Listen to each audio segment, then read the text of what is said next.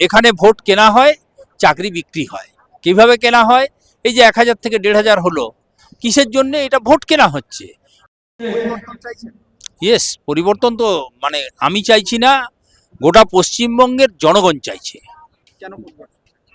পশ্চিমবঙ্গে দুর্নীতিতে ছেয়ে গেছে, জালিয়াতি হচ্ছে, মানুষের জীবন জীবিকা সবকিছুর ক্ষেত্রেই তৃণমূল কংগ্রেস নামক যে পশ্চিমবঙ্গের সরকার আছে, সেই সরকার দুর্নীতিতে, আকণ্ঠ দুর্নীতিতে ডুবে গেছে। সেই কারণে মানুষ চাইছে একদম পুরোপুরি এইবারেই ভোটে যাতে করে ফুল ফ্লেজেড পরিবর্তন হয়, তার প্রত্যাশায় আমি নই, পশ্চিমবঙ্গের সাধারণ মানুষ চাইছে। চাকরি তো বিক্রি হচ্ছে, সবাই জানে। এখানে ভোট কেনা হয়, চাকরি বিক্রি হয়। কিভাবে কেনা হয়? এই যে 1000 থেকে 1500 হলো, কিসের জন্য? এটা ভোট কেনা হচ্ছে। এটা ভোট, পশ্চিমবঙ্গ সরকারের ঘোষিত স্লোগান কি? যে Bengal means business, Bengal means business. দিদি এটা সমস্ত জায়গায় বলেন। তাহলে এই বেঙ্গল মিনস বিজনেসটা, এই কথাটা ট্রু টু দ্য লেটার, অক্ষরে অক্ষরে সত্য। কারণ এখানে চাকরি বিক্রি হয়। আপনারা দেখেছেন কোটি কোটি টাকার চাকরি দুর্নীতি, 50 কোটি, 100 কোটি, 200 কোটি। চোর ছেচড়রা হাজতে রয়েছে, মন্ত্রীরা মানে জেলে রয়েছে, এমএলএরা জেলে থেকেছে, এখনো আছে। তাহলে আজকে পশ্চিমবঙ্গের এই যে ভোট, এই ভোটটা শুধু বিজেপির ভোট নয়, বিজেপি ভার্সেস তৃণমূল নয়।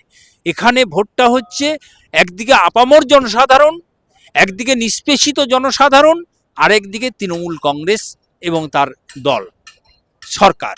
এই সরকার, এই দলের বিরুদ্ধে মানুষের মধ্যে একটা অল আউট মানে এফোর্ট শুরু হয়েছে to change, two eradicate TMC from West Bengal.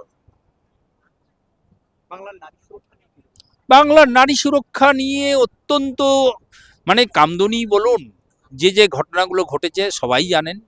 এখানে কোনো সুরক্ষাই নেই। নারী সুরক্ষার বিষয়ে কেন্দ্রীয় সরকার যত বাজেট করেছে, কেন্দ্রীয় সরকার যতভাবে সুরক্ষা দিতে চাইছে, এনারা সেই সুরক্ষার ধারে পাশে যাচ্ছেন না। এখানে মদ একটা বড় শিল্প, সব জিনিসেরই তো চেন রিয়াকশান থাকে। এখানে মদের ওপর প্রচুর মদের দোকান, মদ খেলেই তো ধরুন এরপরে নারী সুরক্ষা বিঘ্নিত হবে। এখানে মদ থেকে টাকা তুলছে, মানে একটা বিশৃঙ্খল উচ্ছৃঙ্খল পরিস্থিতি গোটা পশ্চিমবঙ্গের আনাচে কানাচে মানে রয়েছে। সেই কারণে মানুষ চাইছে পরিবর্তন, অন্য কোনো কথা নেই, to change government of West Bengal. এটাই মানে সবার কথা, এটা আমার কথা, এটা বিজেপির কথা, এটা সাধারণ মানুষের কথা, এটা জঙ্গল মহলের মানুষের কথা।